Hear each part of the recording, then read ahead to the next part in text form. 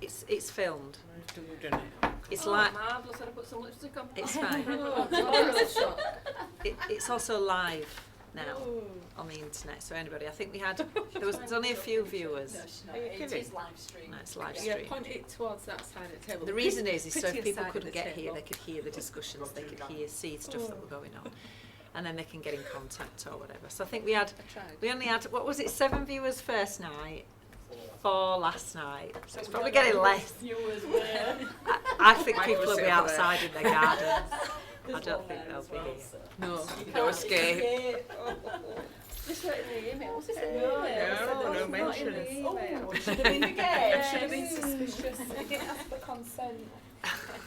There's, it'll also be used as a point of reference afterwards as well, so it'll kind of be edited and looked at in that way, and they'll capture it. So just to let you know, I just try not to think about it.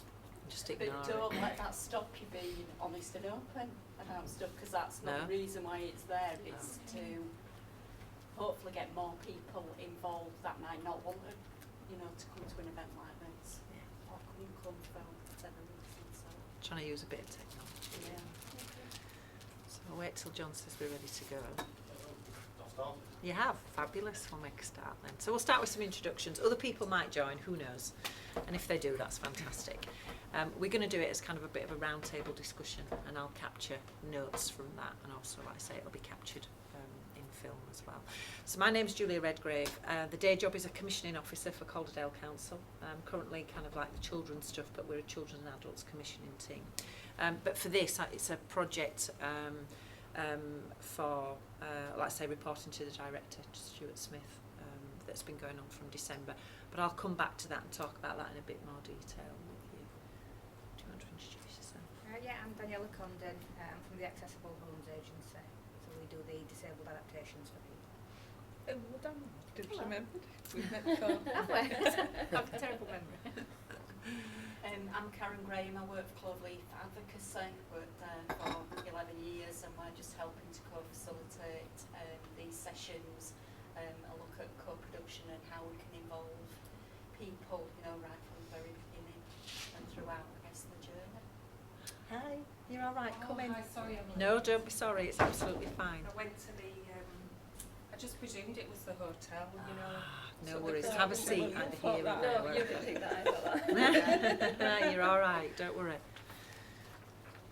Pass you that. We're just doing introductions anyway, so we'll go round and then come back to you. Is that all right? That's Yeah. fine, yes. Yeah. So my name's Michelle Gerard. I am the coordinator for the hearing impaired, the adult team, adult health and social care.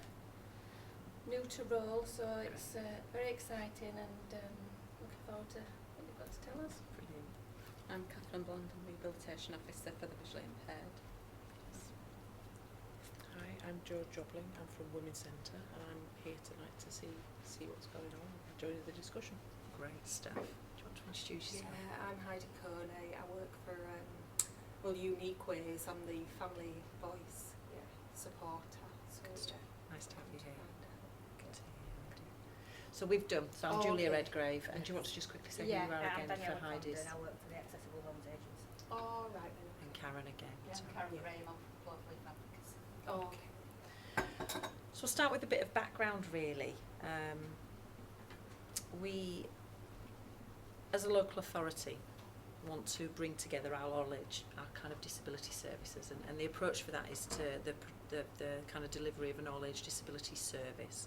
So that went out in budget consultation beginning of the year. That kind of had some savings attached to it, not big.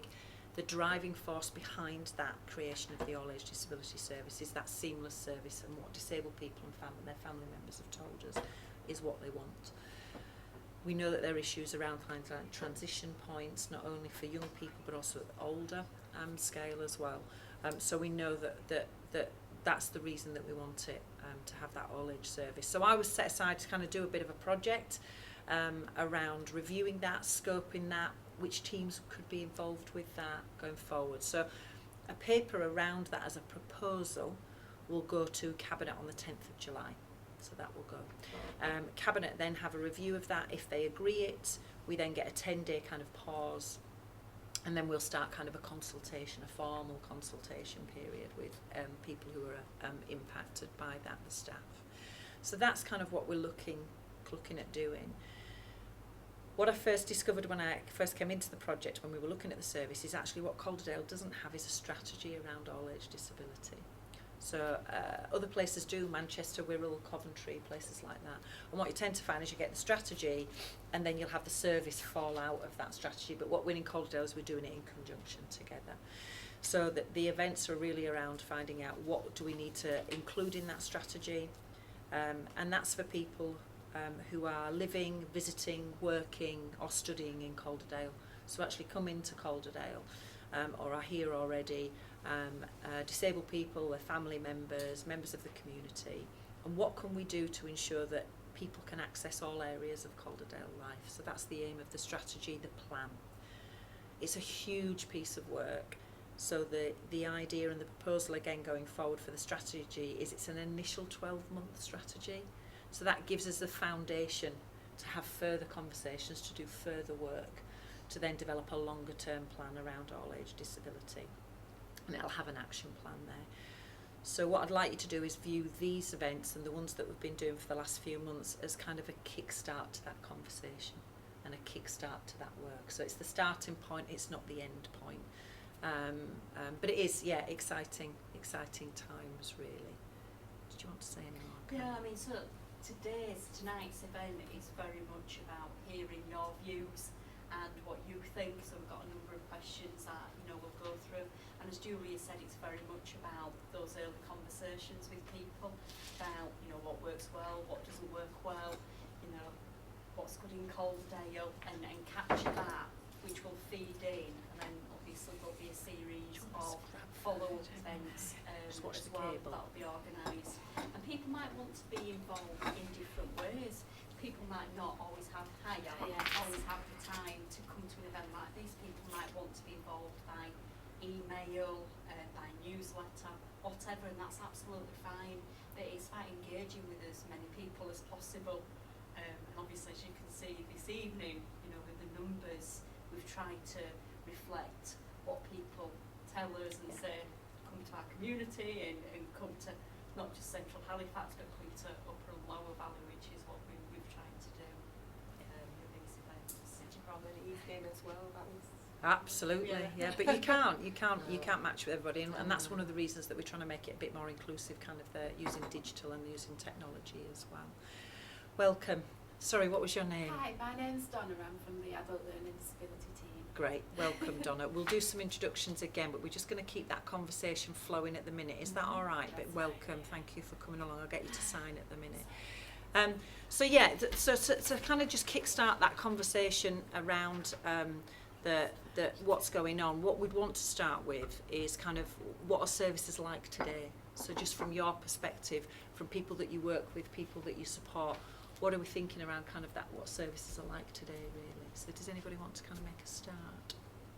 There's these, so if people want to scribe and put their own comments on about anything, then please, and we've got loads of these, so don't worry about using lots. So it's about listening to your views about what's happening in Calderdale.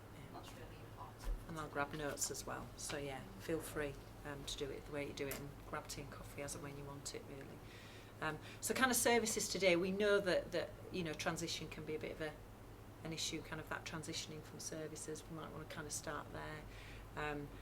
It's been described that the work that we're doing, especially around the service part of it, described as creating a transition-free experience of services for people. But what we do know is that we can't ask staff that are specialising in early years to work with somebody who's 50, 40, older people. We can't do that. So it is about focusing it on the service is around kind of 0 to 65 is kind of what we're looking at initially. The kind of 65 plus we have older people's services, but that's not to say in the future that the elements aren't phased in. Mental health is another provision. Look at like phasing that in. Health provision, phasing that kind of stuff in. So it's a huge task, and we have to start somewhere with the service, and that's where kind of those points of anxiety, fear, you know, parents have described it as fighting for services kind of happens within that. They feel like that transition is quite an anxious time. So we're looking at kind of solving some of that. But yeah, I'll kind of open it up and we'll talk about services now, really. On a positive note, the visual impairment team, we have quite close working links with the habilitation officer, Brilliant. and we did a transitional programme with some of the school leavers last year. Great. So it was done on an evening as well. So we did meet the kids after school. We looked at banking with them. We looked at going to university. Great. We looked at your presentation, your appearance. The final session, we took them rollerblading. That was I think that's definitely a perfect. challenge. Yeah. That one Yeah. excited me, I've got to say. There were another couple of sessions, but I can't remember them all. But it was important for us, for the kids that were leaving school, to know who they were actually going to be facing in adult services. Yeah. So we usually do attend the transitional meetings at school as well. So there is that handing over period, because it's important for them to know where to access services, to know about having a personal assistant if necessary. One of the people in the MOB group, we called it, Yeah. she's actually at York St John University, and she's utilising the PA service there as well. Brilliant. That's a real positive, isn't it? And, Yeah. and kind of gives some good evidence. What might be quite nice is to actually use that programme as a bit of a case study within the strategy, to kind of go, this is where that transitional stuff works. But I'll come back to you about that. But you might find that there's little pockets of stuff going on in all different over. teams all over. All over. It is. No, it is. It's happening. Yeah, definitely. It is happening. Yeah. Great. We've had quite a lot of problems when you go from a child to an adult, because we have the grants treated differently. They're not means tested as children, and then when they become an adult they are means tested, and we've got paediatric OTs and then we've got the adult OTs, and quite often, because we've got a waiting list, they might apply for a grant when they're 16. By the time we actually get to do it, they've become an adult, so then suddenly there's a means test thrown in, plus the OT that assessed them originally is no longer involved, and there's no tying up between the two. So you'll ring the OT that assessed them 2 years ago and they'll say, well, they're an adult now, nothing to do with us, and then we'll contact adult services and they'll say, well, we don't know them. So it's not a seamless pathway. It's literally a cliff from one to the other. There's been a little bit more sort of chatting to each other since the OTs have come into Calderdale. That's been a bit better, but it is, it's like literally a cliff edge when it's quite hard. Yeah. Especially when they've thought that they were going to get it for free and then suddenly the means tested. I mean, generally it still is free because they know they still qualify for a grant, but it's more paperwork and more delays. Yeah. And quite a lot of people have actually described it just as you have, that it's like falling off Yeah. a cliff edge. Rather than that seamless pathway, which I guess is what the Aldridge strategies aiming to do. Yeah, I mean, the delivery of the service and of the strategy for sure is just recognising that and also just bringing it so we know that there are cut-off points, legislation, statutory needs, all of that does that. We know thresholds do that. But actually, is there a way we can smooth that journey out by working closer together? How will that all-age disability team do that? I mean, I can't give the details right now because it depends who's in the team, and that has to go through the right kind of channels, and the proposal has to go there. But I think there's kind of looking at it at a higher level. We have a range of resources that currently sit separately. Resources, if they do come together, you can look at how that could kind of move across. So if we've got resources that are sitting in with the children, and actually the cliff edge is there, how can we smooth that journey? An example that I used last night was we have our leaving care service. So we have a transition of children who are looked after into leaving care provision. And one of the things we realised in Calderdale is that actually as soon as you reach your 18th birthday, the next day is not about all of a sudden you're a care leaver. So actually what we do is we commission that service to start at 15 and a half. So although they are still within that care, they're also then introduced to the care leaver service, and then that planning starts and all of that comes into it. So it's not a shock that it happens. So I think it's about smoothing that way. But the people involved in that team and that service will be very much involved in the design of that, and actually how can we do it. And it'll take time, it's not going to happen overnight. So a service opens on day one, we're not going to have all of that sorted out on day one. We actually have to work with it and look at it. But we can't change thresholds, can't change funding, can't change statutory duty. You know, we can't ask everybody to be an expert across all age ranges, because we dilute their expertise, and actually legally in some places you can't. You actually can't be an expert across that way. So it is about working kind of better together, and looking at it. Even if that doesn't happen straight away behind closed doors, what's really important is that the person that's experiencing the service is not feeling that. We may feel it, and our budgets may feel it, and our systems may feel it, but actually that shouldn't then impact on that disabled person. Because we know that a child of 3 today with a disability is going to reach their 18th birthday. We know that.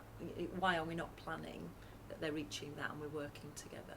And people who acquire a disability coming into the service, we then know what stages they'll be going through. So it really is about kind of that's working better together, really. But it's really important that the staff team and the teams that are involved in that are part of designing that as well. So, but it's there, the decision is there, yeah, politically, and disabled people want it as well. Yeah. Again, with visual impairment, the authority has a duty to hold a register of severely sight impaired and sight impaired people. Mm-hmm. So in the adults team, we always get the children's CVIs through as well, so we always make contact with the parents of the children. Yeah. And do visit sometimes if the parents want us to, and link them up with the children's services. Yeah, which is good. It's another way of linked working, isn't it? Yeah. And that sharing of that information. Absolutely. Yeah. So as staff from the local authority, how do you share that good practice across teams?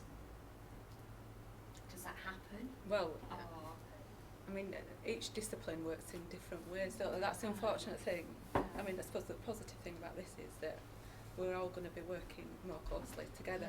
I mean, we in the visual impairment team have those links already with the children's team with visual impairment, and if we have a query about something for a child, I came across a young boy who had been prescribed a single pair of glasses. He's got albinism, so he really struggles with glare and nystagmus. And I worked with the children's team, with Maggie, and we got another prescription for 2 pairs of glasses, and actually contacted an optician. I hope I wasn't stepping on anybody's toes, and got him some glasses that were more fitted to his face, so the glare wasn't as bad for him. Yeah. So, you know, we can all work in different ways, and it's not like we're sort of like trying to take somebody else's work. It's just when you're there and you're actually with that person, you want to give the best service, or that's the way I operate anyway. Yeah. If you think about it as you or your relative, that you want to actually give that service provision. And also think about visual impairment. People should be given options. Like a lot of my time I spend doing mobility and orientation with people. Yeah. As sighted people, we can choose which route we want to take on any particular day. Usually, sometimes visually impaired people want to get one route and learn that one route. When I work with people, I give them options so they can select which way they want to go, just like anybody. Yeah. So if somebody wants to cut through the market, we do the route through the market and things. So life's a bit easier.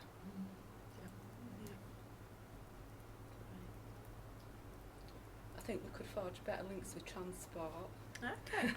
That's good. I have done quite a lot of work with transport, accessing buses for people to practice getting on and off with. Unfortunately, some of the bus drivers aren't always friendly. So say if somebody's getting on with an electric wheelchair and a visual impairment, they're supposed to put the ramp down for the person, but they don't always want to do that, and they've got to park at a particular angle to meet the pavement, so the ramp goes onto the pavement. And then it's quite a complex task putting your bus pass on the reader. It could either be like that or like that. Yeah. So then, if you can't see it all, you're asking a lot of that person. So I do a lot of mobility training. Some of the bus drivers are a bit compassionate, some of them are not, and can be quite rude. So you do seem to be battling against a lot of things. And as a service provider, you'd hope that they'd give a quality service to all. It shouldn't come down to the driver's personality. No, it shouldn't. It should be, this is the standard of service. And kind of that strategy, that guidance stuff that will come from that would hopefully raise the issue. I Yeah. mean, I Raise do go that. back and challenge it. Yeah, yeah, yeah. A good name for that is Erica Ward, who's based at Metro in Dave, Leeds. right, I've contacts with Dave Randall in Right. Halifax. Right, Erica's fantastic because I deliver independent travel training to adults with learning disabilities, and Erica's been a fantastic advocate Yeah. for people with disabilities, and where we've challenged bus companies because of how staff are with people with disabilities. She's been involved, and it's surprising how things change actually once Erica gets I mean, involved. So it's a good contact to have. They do say that the drivers do get the training, but They do, it'd be nice to know exactly what training they're getting, and maybe we could have an input with that training. We've had instances where, the bus has been full of school children and they've not moved down, and it's been quite upsetting, for people and off-putting, where they've not wanted to get onto public transport then afterwards, And which if, is... wheelchair user, there's only that one space, Yeah, and then there's this definitely. issue between parents with babies in prams Pushchairs, and like the wheelchair. All of us can go and get on a bus at any time, but if you're in a wheelchair, you can't. And then there's restrictions when you're getting in with the pole and everything, and if you've got an electric one with the foot plates on, you might have to lift the foot plates off. And again, if you're visually impaired, you might be able to see the pole on one side of your field of vision, but on the other it's gone. So then it creates more problems in itself. And the bus sets off and you're not actually in a seat or anything, it can present knock lots you of off your problems, balance. can't it? And again, talking about travel, trains. Why can't visually impaired people or disabled people access trains just as we can? If we decide we're going to go somewhere and we want to use the train, we just go and do it. Disabled people are expected to phone in advance and ask for assistance. But all of the people on the train, they're trained to unlock the ramp and put it down for the people in the wheelchairs. But why do we have to book it in advance all the time? Where's spontaneity and freedom of choice? Yeah.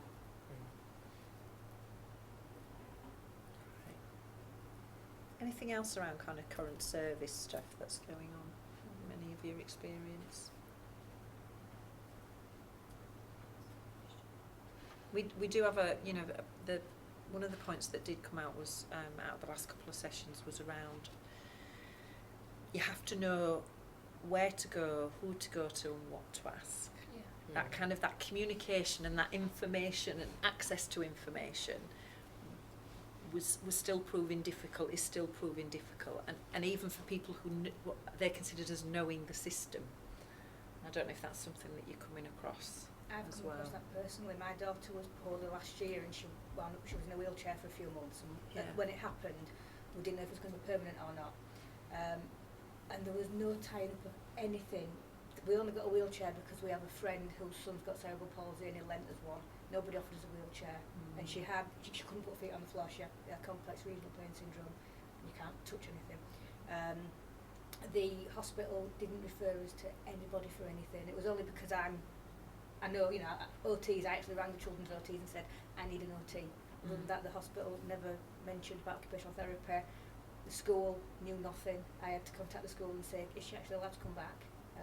Can she have, and then she had to have a risk assessment and what have you. But there was there should have been one central person, and there was nobody.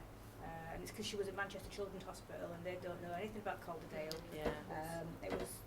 So you had to navigate around those services it yourself. really made me realise, because I've always, I've done this for 11 years working with disabled people, but I've never really seen it from their point of view. Right. And I'm now driving everybody mad, because now I say, but I know how awful it is. I've been there. But it was really frustrating. And just as, by the time we actually managed to get the assistance that we needed, she got better.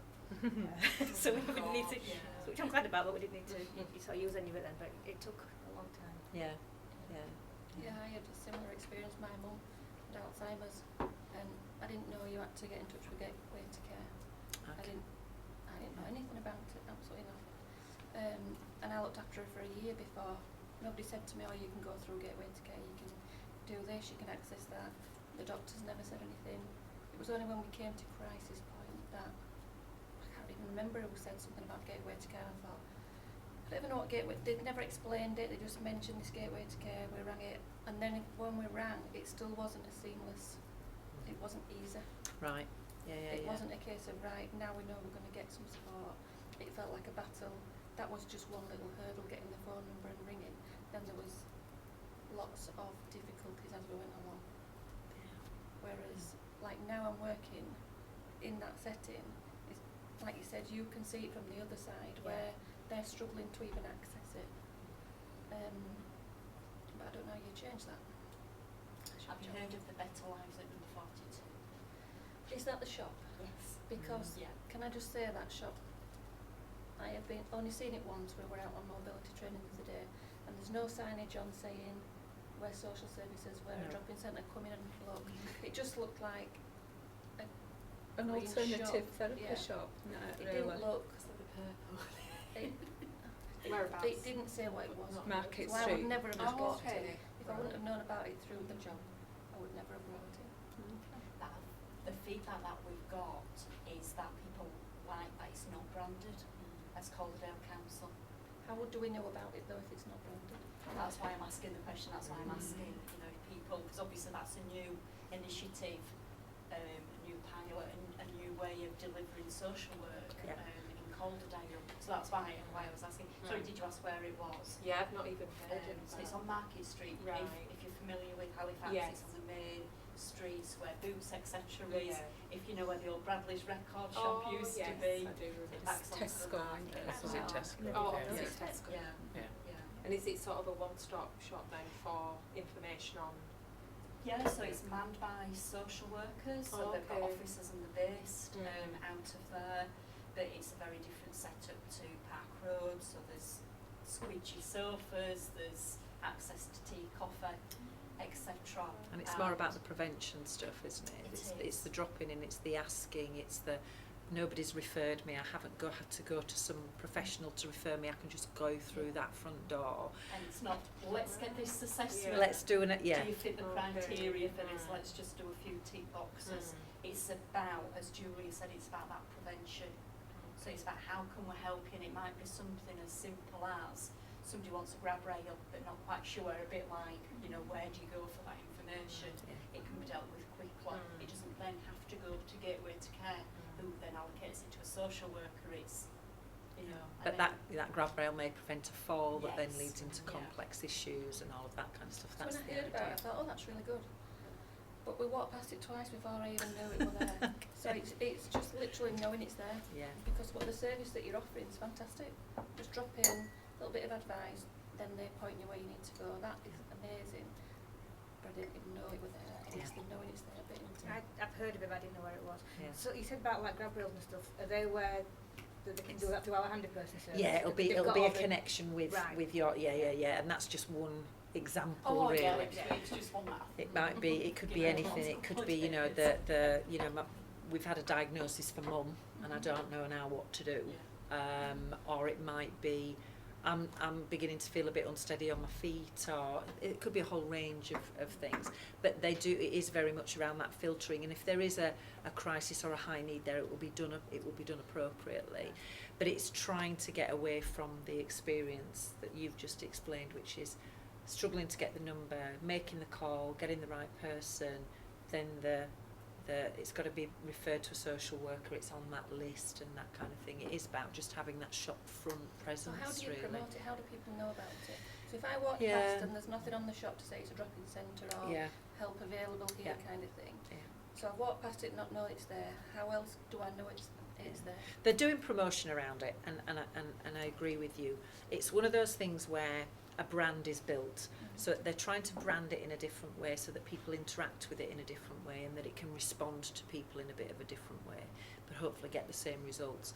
But that brand has to be discovered, found, promoted, and it has to build.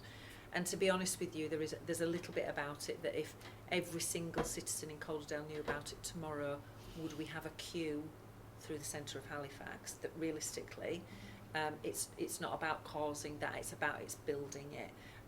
But they're trying to brand it, and it is a test, you know, it is a kind of, will this work? But the brand will grow. They've done it through kind of their own corporate promotion stuff. It's now making sure other services like yourselves know about it, and other organisations know about it as well. So it's about building that so that it becomes, I'm trying to think of an example. If I say Primark to you, most people around this table will know what I mean by Primark and where it is and what it does. Hopefully we will then get to the point where you've got 42 and people will understand where it is and what it does. It's kind of that sort of thing that has to go on. But that's not saying that the other stuff isn't there already helping. So if you don't know what about was that last it, bit you said? After Primark, what did you say? so hopefully, so if When you say what was that word? 42, or Is people that what will the know. Is that what the shop's called? 42. Better lives. It's For called Better 42. Lives, so Yeah. people will understand. So if we say to you Better Lives 42, people will then know what Alright, it is. okay, So it builds on that brand, really. Yeah. But it is about also branding it in a very different way. So you do get that time where it's like, well, what is it and what's it doing? You know, nobody really knows. It's about building that up. Yeah, it is about doing it. But absolutely take on board what you say. It's kind of about how do we promote that? How do we use the connections we have to make sure people do know about it? And that when you do walk past it, you know what it is. And it is about, it's difficult and it's good feedback to have. And I don't, you're not, in fact I know you're not the only person that said it, so it is good feedback. We can promote it within our own teams, can't Yeah. we, with the people we work with. Yeah. But they're already in the system. Yeah. It's the people that aren't in the system, Yes. like when Yeah. for yourself with your daughter, with Yeah. me with my mum. Yeah. So it's getting them through the door into it. Yeah. I'm banging on about this sign because I like to see a sign. I know where I'm going. So, Yeah. And I think it's even harder with children because, like you said, I mean, Gateway can be a bit fiddly to get through, but every adult goes through Gateway to Care. Children don't go through Gateway to Care. So even I didn't know what to ring, then I'm sort of in it. It would be helpful if everybody ran Gateway to Care, you know, adult or child, and then they can be sent in the right direction. Yeah. You know, and it's like, I mean, my daughter was at mainstream school, and I would imagine that, you know, sort of special schools and what have you know to tell people go to, you know, the OTs and what have you. Yeah. Glyburn didn't have a clue what to do. You know, it would be helpful maybe going into schools and, you know, getting parents in and saying these services are available. Cause I think that's the same with unique ways that I work for. A lot of the mainstream schools don't know actually about the service that we offer. The special schools, they do. So again, it's getting those. But Yeah. I suppose it's how is that done? I think with the children, it's word of mouth. It's parents talk to parents, and that's how you find things out. But then you get some that don't have any friends with disabled children, and they know nothing. Takes time as well to Yes, get that name out. Yeah, well it does, and because the organisation, we're sort of limited staff-wise, and we rely on volunteers, and it's sort of, it's just getting that resource really to do it, I suppose, and You get can it have out a there. database, you can have a newsletter with everybody's details on, but as soon as it's printed, it's out of date. Yeah. And who holds that, and who make sure that it's up to date. Voluntary Action Calderdale used to do quite a lot of that, but obviously they've had a lot of funding come, so they're not able to do things like that now. I think customer first could improve a little bit because they seem to have changed the form for the bus pass for visually impaired people. Okay. And they're not particularly helpful in filling the form in with that person when they go. And again, for somebody who's visually impaired, it takes a lot to sign themselves up to go and actually ask for a service. So if they give the help there, it would be better. I think the blue badge for the cars is another nightmare for people because a lot of people don't have access to technology to go online to actually complete the application forms. Yeah. And an elderly person getting down there with a person who they want the badge actually for, who might have several conditions, not just one, is an absolute logistic nightmare. And I'm just wondering how we can work better with that. Yeah, because that's the main point that you need to go to for both of That's those right, things, yeah. isn't it? It's making that system or that process accessible to Yeah. people. And you don't want people coming away and having to contact the sort of like another service to say, can you just explain this to me, because I don't feel that it was explained very well to me there. You know, we need to be delivering a really good quality service to people so that they feel that they can approach us for things. And at first point of contact. Absolutely, yeah. Yeah. And they are there is ways in which they can do that, and an example I can give is yesterday Universal Credit started in Calderdale, the wonderful world of Universal Credit, which we could spend an hour on alone. But that came into Calderdale yesterday, so any new applicants, it will be onto universal credit, and then if there's anybody has a change in circumstances within their benefits, then it will move on to universal credit. Currently it's an online form. That's your application is Which online. is a nightmare for people. So one of the things that they've done, the DWP and Job Centre have done, is working with our customer first, and 2 staff have been trained to actually support people online in that location to do that application. So if that's where they go and they pick up that there's a change or there's a new applicant, they can actually help them there and then to do that online. So there is support that can happen like that, but it's just making sure that it's there for everybody, really.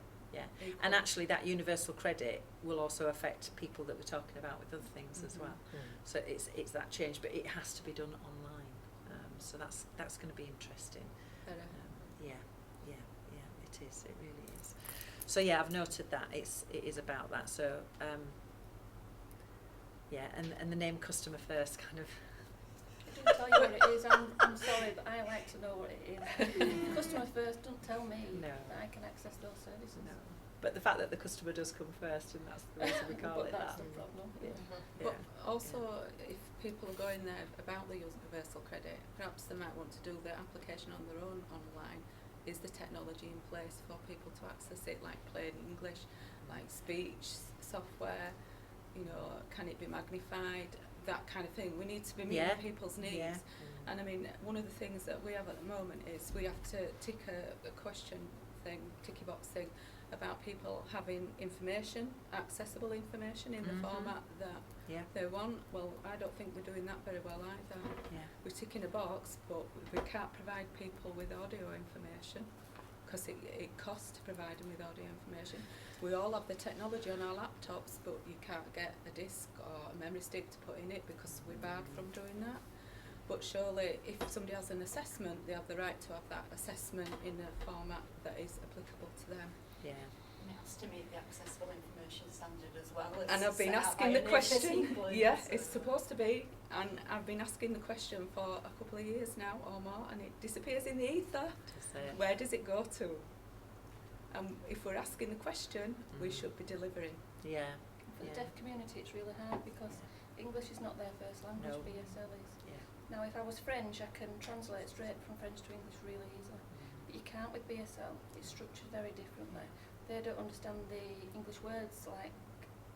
You've got adjoining words and everything. There's adjoining Yeah. words that they don't have. Yeah. So when they come to do a form, it's an absolute nightmare. Because we're using the laws of English, written English, aren't we? Absolutely. English, Yeah. and it just goes. Phew, Yeah. and that's a massive barrier. Yeah. Massive barrier. I met with a lady from a counselling service called Cooth today, and they're delivering it in Calderdale because Calderdale have paid for it. And I asked her if they had Skype so that a deaf person can Skype with the counsellor.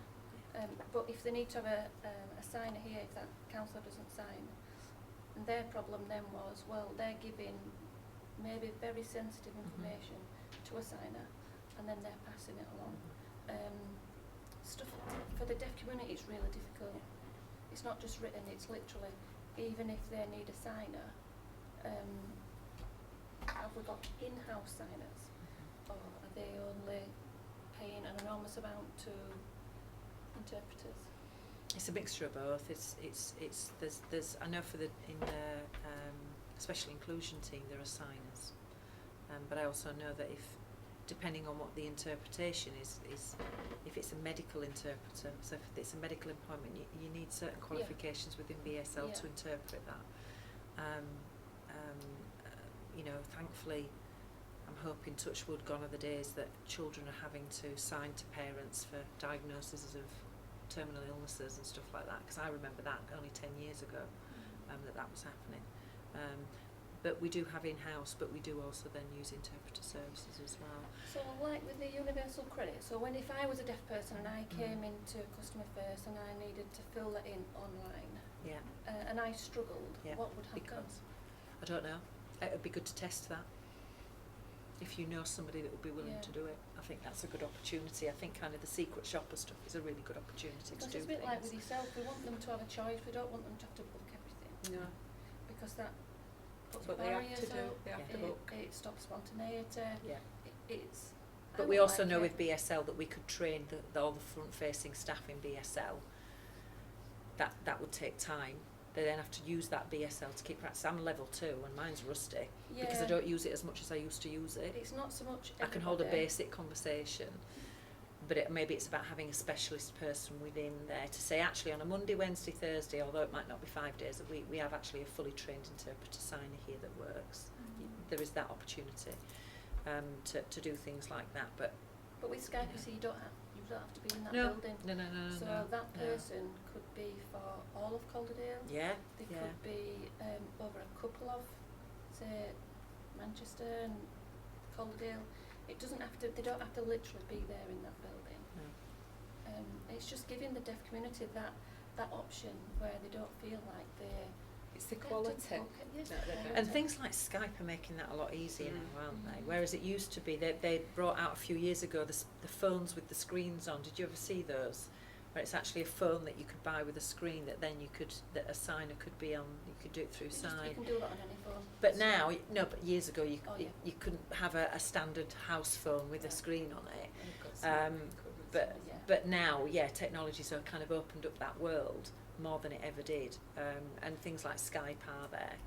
It is just about having that access to it. But yeah, I mean, it's a good idea. We'll kind of put it It's there. a difficult one because it's a language all of its own. Absolutely. You can't expect everybody at front line to know that language. No. But there needs to be some sort of access so that they're not put on the back burner. I think with VI and HI they are kind of Yeah. left because it's difficult. It's a problem. Mm. It's a challenge, but we have to get through that. Yeah. We have to be able to deliver that for them. Yeah, sure. Yeah. No, and it is, and it feels, the people in the deaf community have felt very segregated for many years. And actually, although it became a recognised language, and it became an official language, BSL, quite a while ago, it's still not. We will do other languages, but we still struggle with that to produce things standardly in BSL or have the availability of it. So yeah. Okay. But I think it's also about talking to members of that community as Yeah, well about definitely. it. What they feel. You see, I'm coming from a hearing person, and I'm saying, well, I think they need this, I think they need that. Well, actually, we need to go Yes, and we get do. a focus Yeah. group with them. What do Yeah. you want? Yeah. What will work best for you? Yeah. Because they're otherwise, experts we're at that. telling them what we think they need, and it might not be what Yeah. they need. Yeah. And it's an Spend all that isolating money. world now. Very isolating. Do you sign? Yeah. So you know that when you meet somebody for the first time and you sign to them, you've probably got a friend there for a very, very long time because there's very few new people they meet in their lives that they can communicate with. And the amount of times that frontline workers will go, well, I'll just write it down. No. It's not the law of the language doesn't work that way. I absolutely agree. But yeah, it has to be about working, and that goes for a range of people. It's about us as professionals not sitting here assuming that we know what it is. We can base it on experience and knowledge, but we do need to speak to people directly. And that came up as a challenge yesterday, very much about actually how many disabled people have you spoken to, and actually trying to reach disabled people in Calderdale that are not in receipt of a service. How That's the biggie. how do we contact them that actually might not be reaching a threshold for a service or choosing not to engage with services? And that's why this strategy can't be a longer term one, because there's more work to do around it. I think that health actually see a lot of people with disabilities, newly acquired or whatever, but they don't always pass them on our way, even though that person might be struggling. Yeah. Like I've had a guy that's just come to me this year, and he was waiting a year to be actually registered as severely sight impaired. Like loss of income, no job, claiming benefits, no support. Yeah. And he's got a wife to help him, but she didn't know where to turn to either. I guess that leads really nicely from the conversations from Michelle about how can we work better together to help design the services, because it is very much about talking to people that use services, because they are the experts. I can't say what it's like to have a learning disability and what it's like to access various services, etc. And that's why we as an organisation would always go out and consult with people and ask, Yeah. what do you want from us? So I think that is, really important. It is, yeah.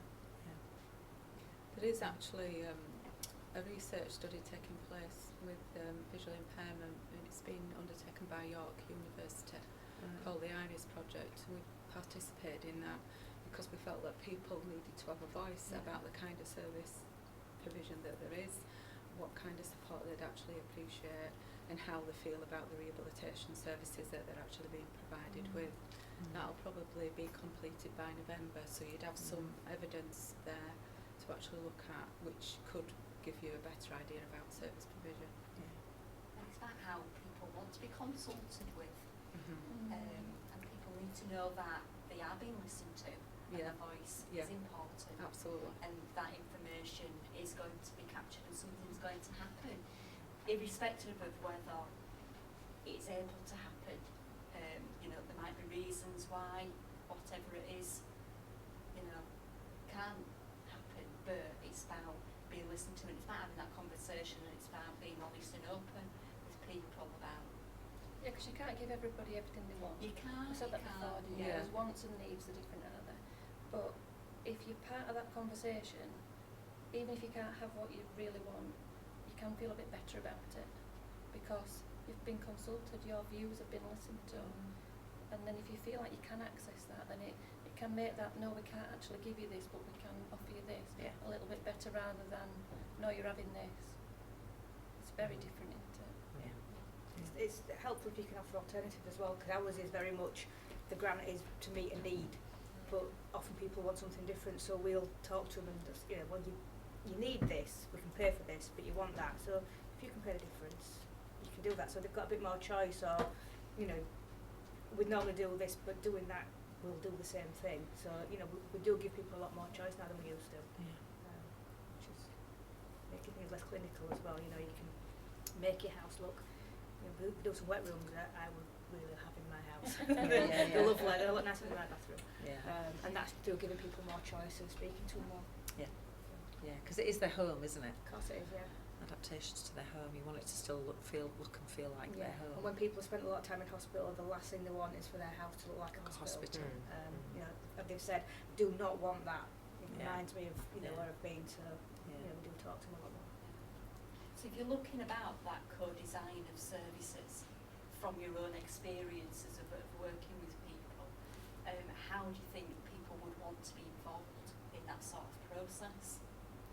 Because obviously there's been the survey, and how many people completed the survey? Online, 186.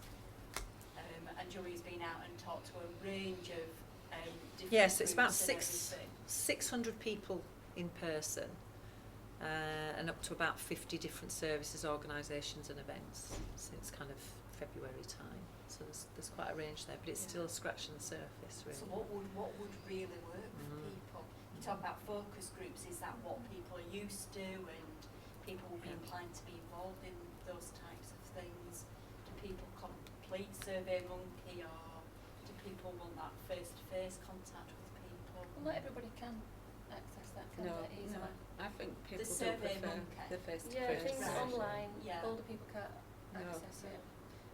Visual impairment can be difficult, can't it? Hearing impairment because of the language.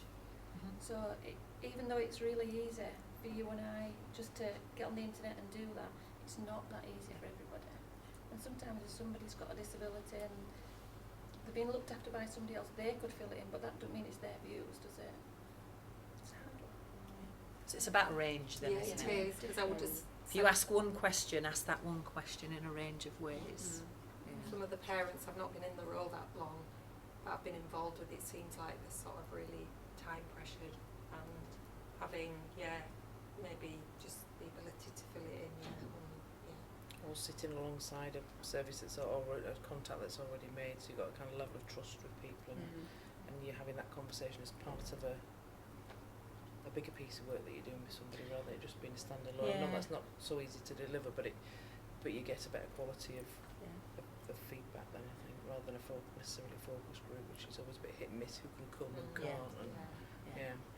I agree, and I think that there are certain fundamental questions we should always be asking, but it's how that information's collated and to make sure we're informed and kept up to date all the time. So I went out to quite a number of services and said, do you receive compliments, comments, complaints? Yeah, we do. The formal complaints were quite easy to find because obviously we need to keep a record of those. But actually, where have you had a compliment, where have you had some feedback, share that with me. And there was no real formal route of holding it. You know, what are people telling? So some of it was anecdotal, some of it was very much based on a kind of a case study. So I worked with a family and the family has told me this. Or working with the parents focus group that we had, it was kind of like, this is our experience. And in that focus group environment, I think there were some parents in there had a stronger voice because of the support network that was around them. If I'd had a one-to-one conversation with some of them, it probably wouldn't have worked as well. So for me, it's a variety, but I think that we should confidently, as a service provider, be able to say confidently at any one time, we're providing the right service in the right way in the remits that we have, because people tell us this, and we should be able to say that, you know, quite easily. But sometimes really. people ring up for a compliment leaflet or a complaint leaflet, and the actual unit that provides them doesn't have them to send out straight away. So, you know, people are trying. Some people do try, aren't they? but we're not meeting that need. Yeah, that's a real shame, isn't it? Absolutely, That's real, absolutely. because they're only going to do it once. They're not going to go, No. I'll wait till you've got some more printed and I'll remember We've and then got I'll to come and seize do that it again. opportunity. So we Yeah. need to get our act together with that as well. Yeah. So that the kind of the mechanisms to enable people Yeah. to do that need to be there, don't Time they? as well. We have, we used to have like a feedback form. Every time you went and inspected a job, you'd sit there and ask questions. But it's very difficult to ask questions about yourself. You sit there and say, and how did you find the service? And how did you find the information? Yeah. It's the information that I gave you. How did you like the design that I did? Well, most people aren't going to say you rubbish Not gonna to your be face. honest. So it's working out how to do it, because if you ask them to post it back, 90% won't post it back. No. So No. it's, you know, it's No. pitching it right. And a lot of times they don't even want you in the house. If they've had the adaptation done, That's it. they just want to crack on. You know, it's really inconvenient for me to then go back and inspect it. So they just want you to come and go, yep, it's there, and then Yeah. leave. So it is hard pitching it right, really. And is it about doing it in a way that suits people to be able to give their feedback? Yeah. You know, that a simple thing for me is just, God, it's a real basic one. Facebook. If you like something, you love it, you're angry by it, you're surprised by it. You know what I mean? It's just like straight away, there you go, that's what I think. Are we asking 10, 15 questions of something, and like you say, somebody doesn't want to answer it? You know, Is there a I way? tend to just ask them more informally. Instead of sitting there ticking a form, I'll just say, you know, how are you finding it? Oh, it's Yeah. wonderful, or, you know, this isn't right. What was the contractor like? You know, Yeah. stuff like that. But we don't really have anywhere to record it then. To It's just, record it, because it's you know, more of a unless conversation. something really flags up, then I'll tell somebody, make a note. But other than that, it's just I'll sort of think, well, yeah, it worked, Yeah. but it's only. Yeah. Yeah, which is a lot what was happening in a lot of services that Yeah. I spoke to. It was very much, well, yeah, the general feeling is it's okay. But it was, I can give you all of these complaints. It's like, no, it's not the I do need to see, but that's not It what has it's to about. be balanced, doesn't it? Because Yeah. we need to know and identify where we're doing well. Yeah. Because it's not all about negative stuff, Not is at it? all. No. And it's really easy to focus on that Yeah. rather than kind of the good stuff that's going on. And there is some really good stuff going on. You know, But there really Calderdale is. don't shout about it particularly well, and they need to do. You know, there's been some really good, innovative work done through the local authorities. One being in the senior packs around Gig Buddies. Yeah. The launch of that was on Friday, so anybody that went down to Square Chapel on Thursday evening or Friday would have seen an absolutely fantastic show by Mind the Gap of people with learning disabilities sharing their personal stories. It was just absolutely amazing, really, really good. And that's been, you know, funded through the local authority for 2 years to bring that to Calderdale. And when we have the latest Learning Disability Partnership Board, we have some colleagues come over from Kirklees, some commissioners come over from Kirklees, and they're like, we want that. Why are we having that? Why can't we commission services like that? So good things are happening. Absolutely. So shout a bit more about it. And the Gig Buddies, just the whole approach to that is fantastic. You know, it's about linking people up with like-minded interests and ages and all that kind of stuff. Really. Advertised on the TV, similar thing. If you want to be an enabler, I need somebody Similar. similar type of thing. Yeah. Yeah, and this is specific to a gig, you know, your comedy, your music, your, I don't know, whatever gig Anything. really. If you want to go Yeah. to a football match, Yeah. if you want to go to the library, Yeah. anything. Yeah. But it's about that, you know, what people like, you know, Yeah. doing together. Yeah, absolutely. Yeah, and you can get to enjoy it together. And I think what's really important as well for especially for disabled young people is that similar age stuff, that peer stuff, that social network, all of that going on. That it's not a massive age group that you'd really struggle with a kind of a relationship with, really. So it is really important. But I think Gig Buddies is over 18s, isn't it? Yeah, over 18s. I think yeah. the good thing about that as well is that it's a volunteer that they're going out with. It's someone who's choosing to spend their time with that person rather than someone who's being paid to be somebody's friend. I think that's so important. Yeah, definitely. Yeah. But we've heard different views about that. Volunteers was really challenged last night, Yeah, wasn't it? was. The use of And volunteers. I really I would be agree interested with to, yourself. because I'm from a volunteering background. I volunteered for the Citizens Advice Bureau for years, and then Yeah. I went on to go and work for them. And then somehow I ended up being a social worker. But to me, I've always seen volunteering as a positive thing. And I used to, in some ways, I used to enjoy my volunteer work more because it was something I'd chosen to do rather than something that I had to do. Because you were being paid to do that. Yeah. I think the But challenge it's was from interesting last. to see it from a different Yeah. angle. Yeah, the challenge that we'd had was around, specifically around the reliance on volunteers, the Yeah. increased reliance, and that I think one of the examples was given was kind of the personal situation. I think it was around a gentleman that had professional support to help read his mail, to go through his mail, and that was withdrawn, and they said you'd have to have a volunteer, and it was about his confidence in a volunteer and the professionalism and the confidentiality around reading his mail. So that was an example that was given, but it was about that increased reliance on your neighbours, members of your community, good favours of people, volunteers. But I it's think it's if you know see it as a kind of add-on to the support that you've got, Yeah. not as And a a value replacement adding. for- Yeah, yeah, yeah. Yeah, and I think that was the worry, is that it was being seen as a replacement for rather than adding value to it. Yeah, I think that's where the challenge was. Somebody's life and somebody's opportunities. Well, the more sort of Yeah. positive interaction you can have with anybody, the better for everyone, really. I think.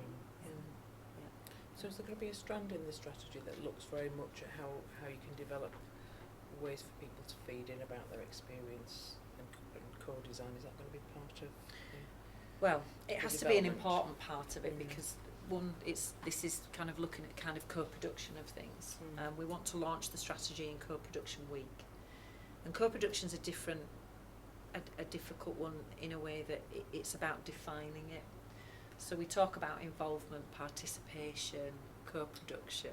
So coming from a background from a number of years ago in a disability charity, and having a wonderful whizzy title called Head of Empowerment, I really challenge the organisation to, if you really do want to get to co-production, do you understand that core or that fundamental of co-production of shared risk, shared responsibility? And I'm not sure that a lot of people out there would want the purest of that. Some will, but some won't. But I think it's about where are there opportunities to co-produce, we should be doing it. But what I wouldn't want to do is to put on the statutory requirements. We have to legally, as a local authority, hold those statutory and those duties that we have to meet. And we've got to do that. We have restrictions of funding, we have the political environment, but there are opportunities to do. And I think that it's about putting in the action plan, is how do we work towards better. Yeah. And the Sounds like a lot of guidance to unknown, do doesn't that. it? It sounds It like a lot does. of unknown, that there's an opportunity there to kind of I've- develop how do people do it, what's Yeah. best practice, Yeah, how can you improve it or Yeah. make it more consistent, Yeah. how does it feed back, you know, all that kind of that's kind of what I meant as Yeah. in And part what of I'd the- really yeah, like to take do your is point about Yeah. you know, Yeah, I'd really like to have kind of really good examples in there that evidence it, because I think if you can prove where something's working really well around co-production, and you can give the evidence of the outcomes that it worked well, people are more inclined to go, actually, we can do that. But I think there's opportunities in when we commission services, when we're procuring things, that we can look at, you know, as a local authority, or when we're commissioning services to deliver services, we have an expectation of co-production with going on within that. and that the commissioning takes that into account. And you know, there's all sorts of opportunities to do it. I would think it'd be quite a big part of it, and going into that action plan, and hence why we've kind of linked up with like Cloverleaf. We worked with Unique Ways and doing that so that it's. The thing is that although Calderdale Council are leading on this initial strategy, it shouldn't be owned by Calderdale Council, it should be owned by Calderdale, and the partners of Calderdale and the people of Calderdale, but somebody has to start it, and because of the work we're doing around all age disability, we took the leap to say we'll start it, you know, we'll initiate that, but yeah. Adult Health and Social Care do something every year called the local account, which if you think about accounts, you think about bank balances and things like that, which is a really lengthy document, and it's something that they've got to produce every year about the services and what's happening in Calderdale. So the very first one that they did a couple of years ago was produced completely in-house, no consultation or anything, and then feedback that we were giving them was you really need to include people in this. And it was, and I think the benefit to the local authority was absolutely massive, because they learned lots of information, they learned how to present it better, they learned, don't call it local account, what does it mean to people? Call it something that's going to be more meaningful to people. So they did start listening, and I know that's only a small part of it, but yeah, they did start co-designing, co-producing, you know, going out, consulting and finding out what people actually wanted from that document. And I think that then being able to share that with that good practice with other local authorities, being able to confidently go and say, actually this is what we're doing, this is how we produce it, and this is how people get involved. There was a range of organisations that got involved in that. And I think being honest about where if you are just consulting with somebody, it's ensuring they know what consultation means. Tell us what you think, and we'll listen. It might not change anything, but we want to hear. There might be an opportunity, and then you go to your participation, your involvement, and the lovely, wonderful ladder that's out there around that of participation. But I think about being honest, that if you're asking somebody to get involved, what exactly am I getting involved with, and how will I impact it, is really important as well. And I think some guidance produced around that would be really helpful to go alongside that strategy. Yeah, so that for when the next or the longer term one is developed, it's done in a way that is right. You know. I think the next one. Yeah. So how can people know about services and support? So I guess it's those people that, you know, are not well connected. You know, that are in people's communities that don't access services that we all deliver, and how do we make sure that people do know at the time, you know, the right time for them. Well, I think that you know, the local offer Yeah. live thing, that for a lot of parents, you know, that sort of got the leaflet and everything, and we had a lot of feedback that they just didn't know about, you know, a lot of the services, and they thought it was absolutely brilliant. So for those who don't know what that was, we have to produce a local offer as a local authority. There's a little booklet in your packs. So that's a web-based information, and it also does. But we decided to do a local offer live event, which was kind of like a market stall event, really, of all of the services that are available in Calderdale, and you could come along as a parent, bring your children, and just kind of find out what was happening. And for the first one, we had some really good feedback. Like you say, people really appreciated it. They found out about things they didn't know about, and actually the feedback from that has gone, right, okay, what does next year's look like? But one of the things that's really important is that the next year's date is booked soon, and people know about it. It's in their diaries. Then we start to facilitate who's coming. But yeah, just that simple. Again, the face-to-face stuff, as well as it being on a website, it's the face-to-face and the opportunity to ask questions. But yeah, it was the feedback was good. Yeah, it was good. Yeah. I think if you get the information out when they're at school, they're going to be adults out there, like you said before. They're going to get to that age when they will like it or not. We know that. Yeah. So if they know that when they're younger, the parents know that, they're more likely to try and access other things when they're older, aren't they? Yeah. Not to leave the adults out, but it's good to the school. Because every child pretty much goes to school, so that's where the information should be. Same with GPs. I mean, what we do, most GPs don't even know our service exists, and it amazes me because they see every elderly person, but they're not pointing them in the right direction. So it's just getting information out or training events or what. I think that's a big one because you mentioned that about health, didn't you, before, not always sending people through. Yeah.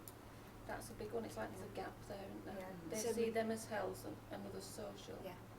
And we need to come together really, don't we? Because there is a massive gap there. Same with hospitals. We did seem to have stopped now, but a couple of years ago we did some training events, and that was for social workers in the hospitals because they weren't aware of us at all. Yeah. And we had to go and tell them exactly what we did.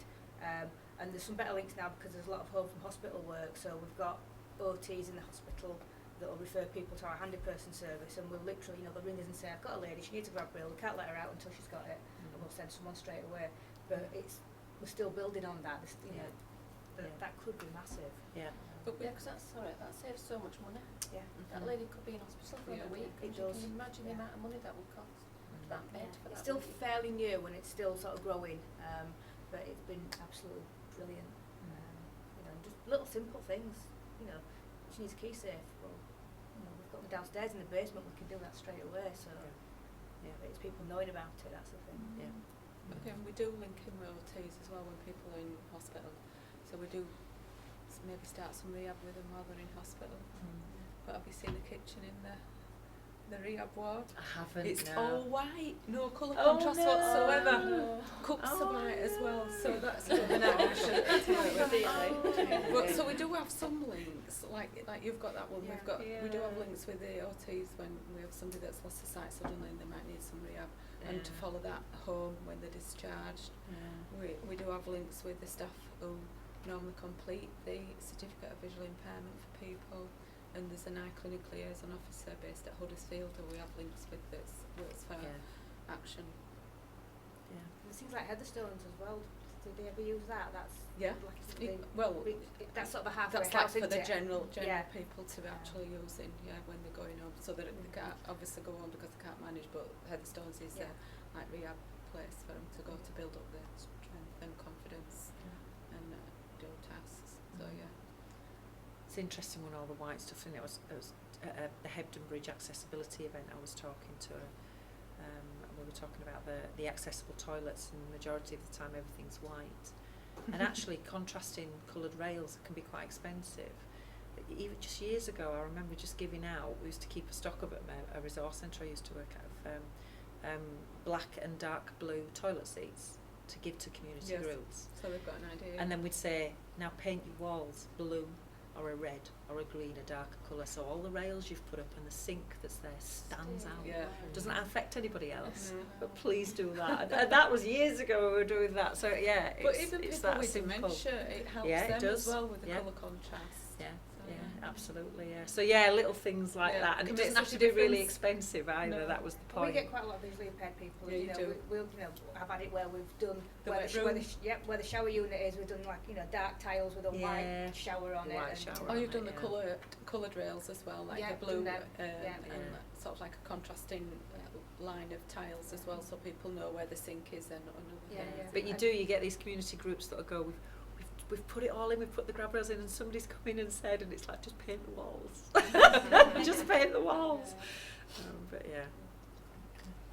If you can't paint the whole wall, just where the grab rail is. Just do it different. It doesn't have Yeah. to be masses of money, No, does it it? doesn't. No, it Don't No. be small. No. And Just even leave lighting, that. good lighting can make a Yeah. difference to some Yeah. people. Well, it's even kind of the edging of steps, isn't it? And and in public buildings, and getting that edging on so that it does help with that, and the kind of the simple things around there. It's like I was really surprised to find out that there are no changing places toilets around in kind of Halifax, or I think there's one at the swimming baths that's big enough to have the hoist and a full-size changing bed. Mhm. I think that's the only one, isn't it? So if you require a changing places toilet, as it's impossible to have a night out in Halifax because there isn't anywhere that you can go and access and and kind of know that. And we won't go onto the buses and the taxis, Mhm. but just even that that kind of simple resource of You know, at of the bottom where of Jordan things are. Square, they've got toilets, Mm. and years ago you used to go down into the toilets.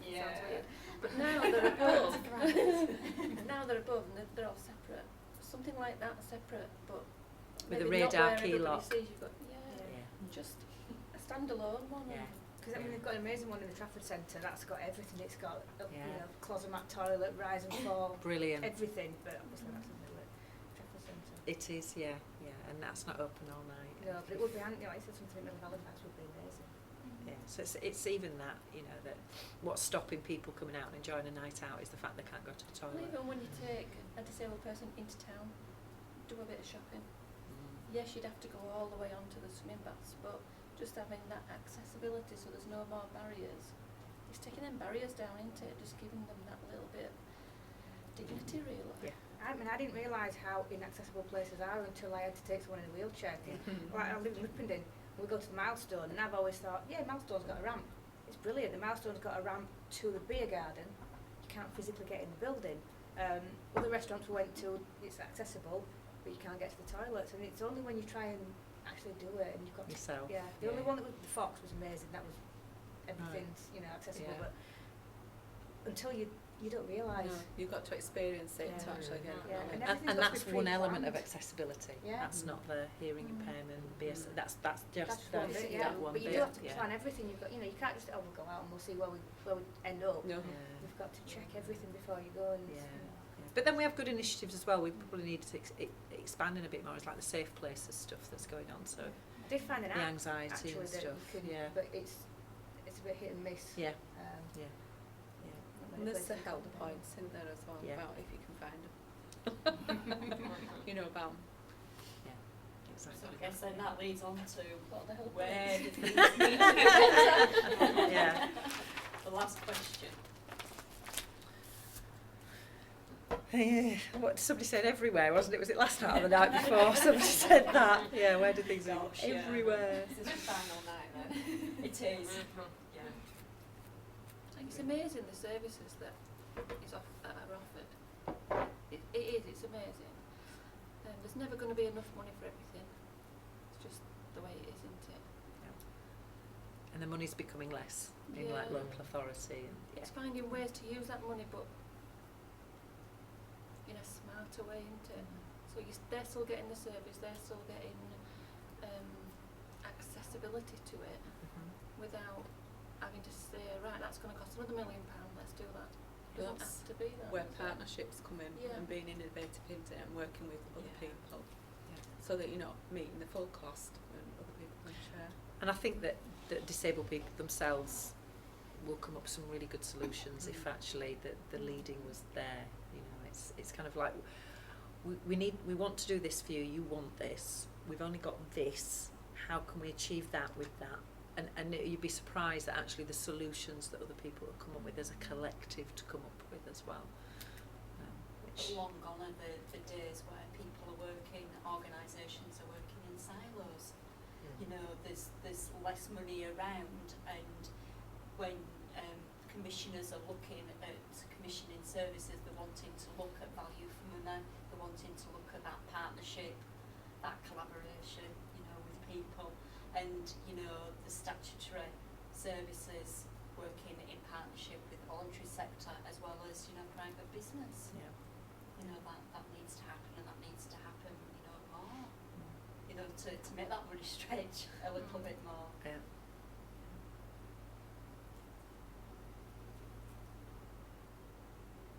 And how you can build that resilience to things. I think you because we do know need there's to gonna be talk less to of the that. people that it's affecting.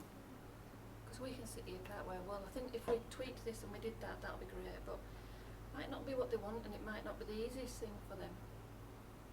And they do tend to want simple solutions. I mean, we've had, referrals come through floor lift and this, that and the other, and Yeah. I don't want that. No. I went to see someone today and I was looking at building him a ramp, and he said, I just want a portable ramp that I can stick there, my mum can get in and out, it costs you less money and it doesn't damage my garden. And I was like, well, fine, but the occupational therapist was, they want these massive solutions, and you don't always need them. No.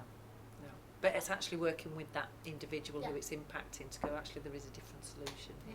Yeah. And hence the title of the event, Nothing About Us Without Us, because what people want is for people doing things with people, not for people.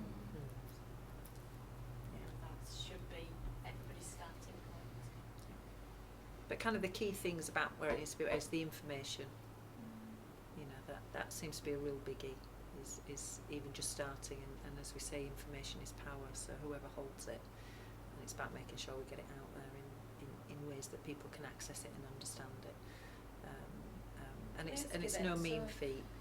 Like Calderdale are doing this. Are they doing this in other areas of the country? Other areas have strategies, yeah. So like Manchester, Wirral, Coventry, they have it. With regards to the service, Kirklees have a knowledge disability service. So what's working well for them? A range of things really. The strategy was really important to get other partners involved, so as to get making sure, like we were saying about private and the bus companies and things like that, is to kind of people to sign up to what makes life accessible in Calderdale.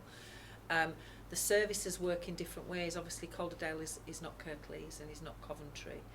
So Coventry service, it's all age, but they still have age bands within it, not 14, 14 to 25, 25 to 65, because of the requirements. But the feel of the service is that it works with everybody, that experience.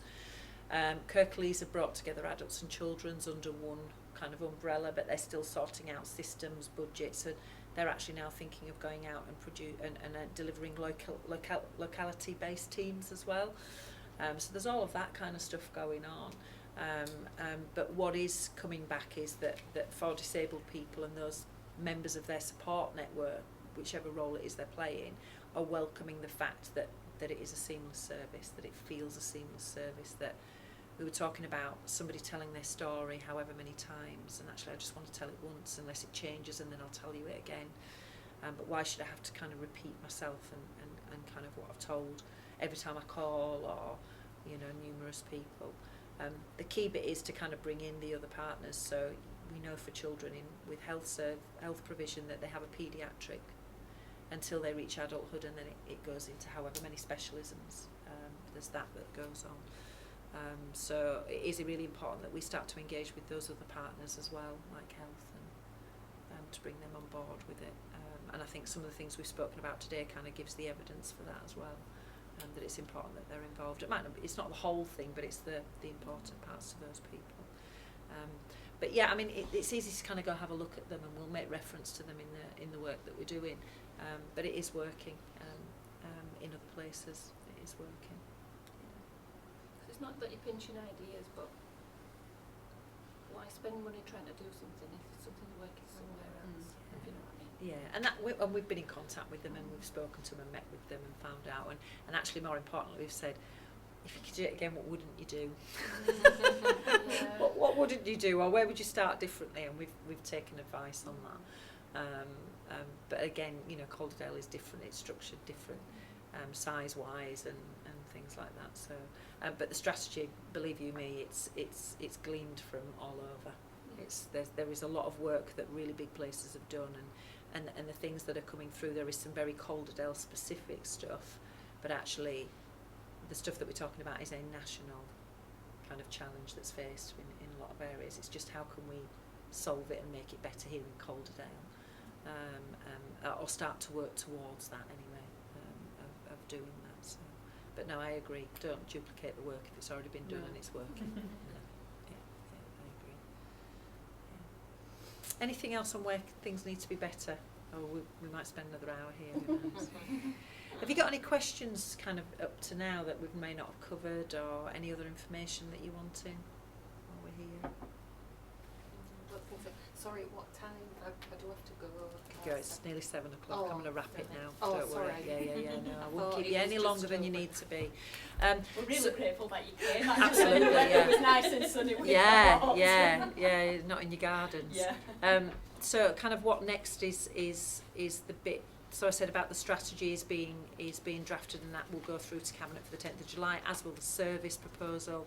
But what we will do is come back out to you with that, and some of the things that I've heard today, I may come back to you and go, have you got a little bit of evidence? Can you tell me a little bit more of that? Because I'd like to use that as a case study in the strategy. So I'll maybe come back in touch with you for that, if that's okay.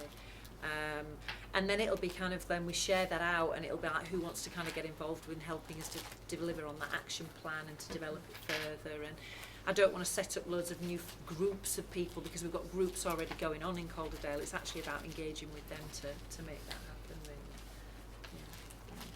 I do appreciate your time.